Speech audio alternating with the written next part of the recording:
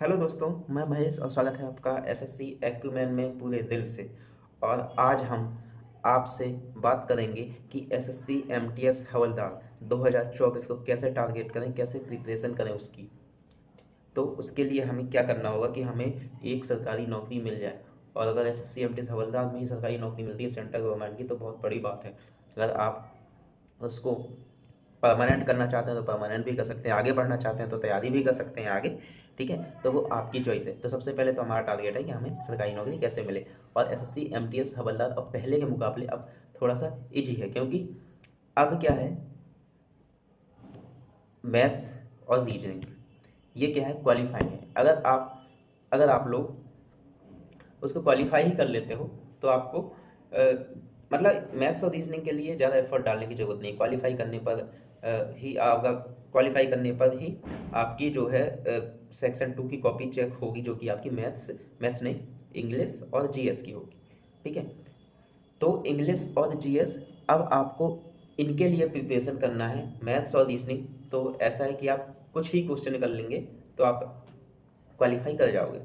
ठीक है, और अगर उसमें कोई माइनस मार्किंग भी नहीं है, आप तुक्के भी लगा दो कि कुछ क्वेश्चन कर दो, 10-12 क्वेश्चन करके आप तुक्के भी लगा दो तो भी कोई दिक्कत नहीं है, और पास तो आपको होना ही है उसमें। तो मेन बात आती है कि हम इंग्लिश और जीएस कैसे प्रिपेयर करें और कैसे इसको टारगेट करें। तो मैं आज उसी के बारे में आपको बताने वाला हूँ। ठीक है, तो सबसे पहले आप अभी से लग जाइए, और जो पहले से लगे हैं और अच्छी बात है। अगर अभी आप सोच रहे हैं कैसे करें, तो मैं उसके लिए आपको बता देता हूँ कि कैसे स्टार्ट करना है। सबसे पहले बात करते हैं इंग्लिश की। इंग्लिश के लिए इंग्लिश में आपको बहुत बहुत लोगों को प्रॉब्लम होगी। ठीक है, कुछ हिंदी मीडियम से बैकग्राउंड के ज़्यादातर लोग होते हैं, तो उनको इंग्लिश में तो बहुत प्रॉब्लम होती ही है, और जो कि इंग्लिश ही इसमें और जीएस इंग्लिश ही मेन है। ठीक है, तो इंग्लिश के लिए सबसे पहले बात आती है वोकैबुलरी की। ठीक है, वोकैबुलरी आप, एक मेरे पास बुक है ब्लैक बुक, आप उससे करें। ठीक है, ये है ब्लैक बुक। तो ब्लैक बुक से आपको वोकैबुलरी करना है, आपको ईयर वाइज करनी है। जैसे आपने वन वर्ड देखे, फ्रेजल वो देखे, फ्रेजेस देखे, ईडियम्स फ्रेजेस देखे, तो ईयर वाइज यानी CGL 2022-23 ऐसे दिए हुए होंगे, तो ईयर वाइज अपन को करने हैं। ठीक है, और ईयर वाइज करने के बाद भी अगर इसको और दोबारा और अच्छे से करना चाहते हो तो ये दिखने में मोटी है, क्योंकि इसमें एक्स्ट्रा मटेरियल भी दिया हुआ है। ठीक है, वही वही रिपीटेशन दिया हुआ है, तो उसके अकॉर्डिंग करोगे तो आपकी अच्छी सी ऐसी हो जाएगी कि आप भूलोगे नहीं, मतलब अच्छे से प्रिपरेशन हो जाएगी। उन्हीं उन्हीं को आपको पढ़ के उन्हीं उन्हीं को बार रिवाइज करना है। मैं इसको पढ़ने का तरीका ही बता देता हूँ। जैसे आपने मान लो 20-50 यानी जितनी जिसकी कैपेसिटी है, आपने टारगेट करा कि मुझे 20 या 50 ईडीएम फ्रेजेस करने हैं। मैं तो 50 करता था जब मैंने स्टार्ट किया था। आपकी जितनी कैपेसिटी है उस हिसाब से आप कर लेना। तो 50 ईडीएम फ्रेजेस आज पढ़े, अब अगले 50 पढ़ेंगे कल। अब उसके पहले हम क्या करेंगे, पिछले 50 का रिवीजन करेंगे। उसके थर्ड डे क्या करेंगे, सबसे पहले पिछले 100 का रिवीजन करेंगे फटाफट से, उसके नेक्स्ट 50 करेंगे। उसके बाद फिर अगले चौथे दिन 150 का रिवीजन करेंगे, फिर अगले 50 करेंगे। ऐसे ऐसे ये कहानी चलती रहेगी हफ्ते भर। अब हफ्ते भर के मान लो इडियम्स फ्रेजेस कितने हो गए, हफ्ते भर के इडियम्स फ्रेजेस जैसे 2 दिन के 100 हो रहे हैं, 2 दिन के इडियम फ्रेजेस 100 हो रहे हैं, तो 6 दिन में कितने हो जाएंगे, 300। 7 दिन में कितने हो जाएंगे, 350। तो मान लो आपने 7 दिन तक 350 किए, फिर 8वें दिन जैसे आप पहुंचे तो आप क्या करोगे, स्टार्टिंग के 50 वाले छोड़ दोगे, और फिर क्या करोगे, 300 रिवाइज करोगे, इस स्टार्टिंग के 50 ऐसे ही स्टार्टिंग के 50-50 छोड़ते जाओगे। उसके बाद जैसे हफ्ता भर हो गया, तो हम जितना भी हमने पढ़ा है उसका फिर से एक बार रिवीजन कर लेंगे स्टार्टिंग से, बिल्कुल एक से। ऐसे ही वन वर्ड और साइनो एंटो, आपको ये सोच कर नहीं पढ़ना कि साइनो एंटो पढ़ रहे हैं, आपको उनका मीनिंग समझना, मीनिंग याद करनी है। ये नहीं देखना है कि इसका इस वर्ड का साइनो ये है तो ऐसे रट के नहीं जाना है, एग्जाम में वही थोड़ी आ जाएगा इसका साइनो यही पूछेंगे। आपको मतलब समझना है उसका एग्जैक्ट, कि एग्जाम में आप उसको फील कर पाओ और लगा पाओ। तो उसका अच्छे से मतलब समझना है, उसके बाद उसको लगाना है। ठीक है, तो ये हो गई वोकैबुलरी की बात। अब आते हैं हम ग्रामर पे। तो ग्रामर के लिए आप किरण की नहीं, आप ग्रामर के लिए सबसे पहले तो अगर आपको आती नहीं है, बिल्कुल ही जीरो हो, तो किसी टीचर का बेस्ट ले लीजिए इंग्लिश के लिए। ठीक है, और अगर आपको थोड़ी बहुत आती है, बेस्ट ले चुके हैं, तो उनके नोट्स रिवाइज कीजिए। और साथ में केडी कैंपस की जो बुक आती है वो आप वॉल्यूम 1, ठीक है, केडी कैंपस की वॉल्यूम 1 आती है, वो आप लगाइए। ठीक है, आपको चैप्टर वाइज दिया है, उसको आप अच्छे से कर लीजिए, तो आपका सारे बेस मजबूत हो जाएंगे। और उसकी प्रैक्टिस कर लीजिए, आपके जो चैप्टर वाइज क्वेश्चन दिए हैं, एक चैप्टर हो गया, उसका दूसरा चैप्टर हो गया, उनके नाउन प्रोनाउन एडजेक्टिव सारे की सबकी प्रैक्टिस कर लीजिए, सभी एरर दिए हुए हैं उसमें, ठीक है। इसके बाद आपको क्या करना है, मिक्स प्रैक्टिस भी करनी है। ये तो आपने अच्छे से पढ़ ली इंग्लिश, उसके बाद मिक्स प्रैक्टिस भी करनी है। तो मिक्स प्रैक्टिस के लिए आप क्या कर सकते हैं, अगर आपको आपको एक बात और, अगर आपको रीडिंग में प्रॉब्लम आती है, रीडिंग अच्छी नहीं है, तो एक मैं आपको बुक बताता हूँ, ये है कंप्रहेंशन क्रांति, ठीक है। तो ये आती है लैंकस गुरुकुल की बुक है, ठीक है। इसमें 2000 प्लस क्वेश्चन है, और इसमें क्या है, cloze test comprehension plus parajumble, इसमें बताया हुआ है किस तरीके से इनको सॉल्व करना है। तो इसको आप डेली पढ़ोगे तो आपकी कंप्रहेंशन पढ़ोगे तो आपकी रीडिंग स्किल भी बढ़ेगी, समझने की पावर भी बढ़ेगी, ठीक है। तो इसमें अच्छे अच्छे दिए हुए हैं, तो रीडिंग इससे अच्छी इम्प्रूव हो जाएगी, और इनको cloze test comprehension plus parajumble solve करने की जो मेंटलिटी है वो बहुत तेज हो जाएगी। तो आप ये कहोगे कंप्रहेंशन तो एमटीएस में आता नहीं आता, लेकिन रीडिंग पावर होनी चाहिए, रीडिंग अच्छी होनी चाहिए, जिससे आप, अगर रीडिंग अच्छी नहीं होगी तो आप इंग्लिश में परफॉर्म अच्छा नहीं कर पाओगे, क्योंकि एरर भी होते हैं तो समझने के ऊपर ही होते हैं। इसके बाद बात आती है जीएस की, जीएस को कैसे करें, ठीक है।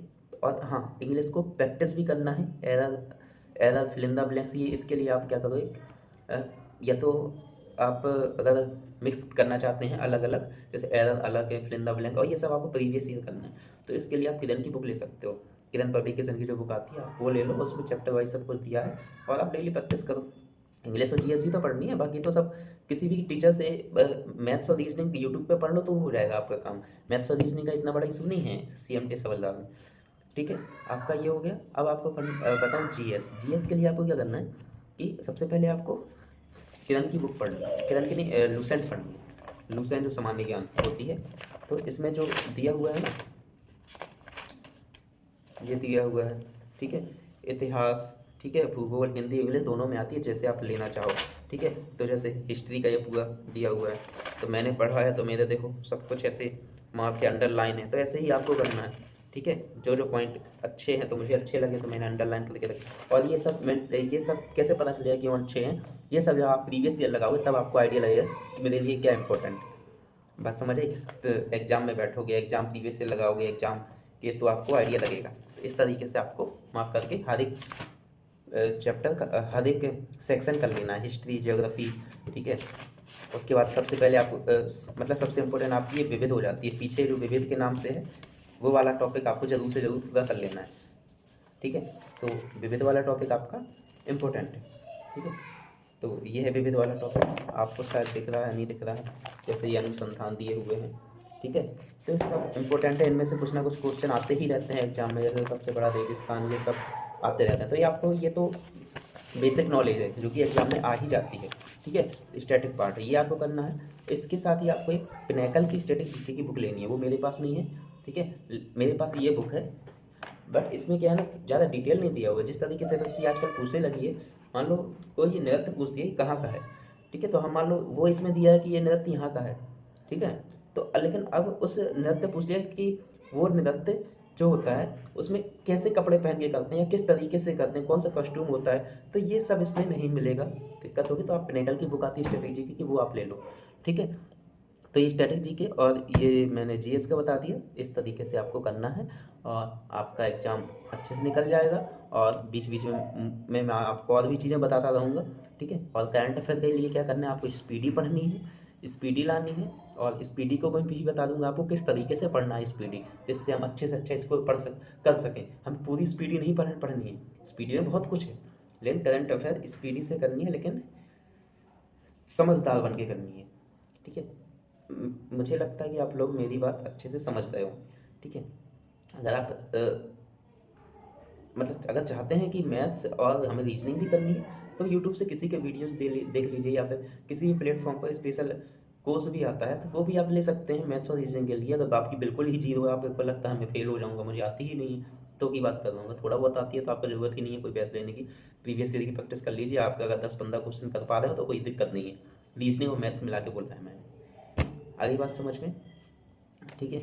अब कोई अगर आपकी क्वेरी हो तो कमेंट्स बॉक्स में बता देना, और अगर मेरे जो ये अगर सजेशन अच्छा लगा हो तो आप उसको भी बताना, और आपको क्या और चाहिए, मतलब क्या मदद चाहिए आपको प्रिपरेशन में, वो आप बता सकते हो, और जो भी मुझसे हेल्प बनेगी मैं आपको कर दूंगा, मेरे पास थोड़ा टाइम कम रहता है, इसलिए मैं वीडियो बहुत देर से बना पाता हूँ, लेकिन आप लोगों की डिमांड थी कि स्ट्रेटजी के बारे में बताओ कि हम कैसे पढ़ें। जो नए नए लोग हैं, नए नए स्टूडेंट्स हैं, वो आ रहे हैं कंपटीशन में और उनको जॉब लेना है, तो उनके लिए ठीक है। तो प्रिपरेशन करनी है तो मन लगा के करनी है। अगर मन नहीं लगाओगे तो ऐसे 1 साल 2 साल 3 साल ऐसे निकल जाएंगे, पता ही नहीं चलेगा कि ये इस साल नहीं हुआ, अगले साल नहीं हुआ, फिर ऐसे तीसरे साल, तो ऐसे ही निकलते जाएंगे अगर आपने एक बार मन लगा कर नहीं पढ़ा।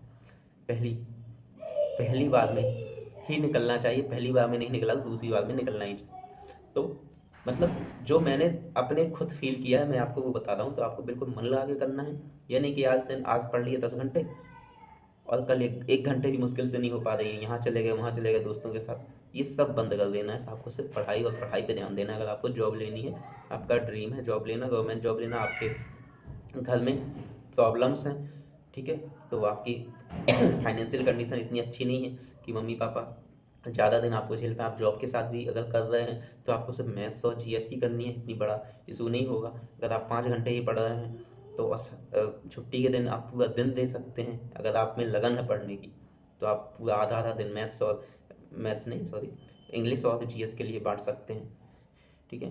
तो ठीक है, आप मुझे लगता है मेरी बात समझ गए होंगे और आप अच्छे से प्रिपरेशन करेंगे, ठीक है। और जो भी आपको मदद चाहिए वो आप कमेंट बॉक्स में बता सकते हैं, और चैनल को सब्सक्राइब जरूर कर लेना, ठीक है, जिससे आपको आगे की इन्फॉर्मेशन मिलती रहेगी, ठीक है। अगर आपको वीडियो अच्छा ना लगे तो आपको नहीं भी सब्सक्राइब कर सकते हैं, वो आपकी मर्जी है, ठीक है। तो अब आप चलते हैं, नेक्स्ट वीडियो बनाएंगे, उसमें कुछ मैं अच्छी इन्फॉर्मेशन लाऊंगा, ठीक है। तो बाय बाय।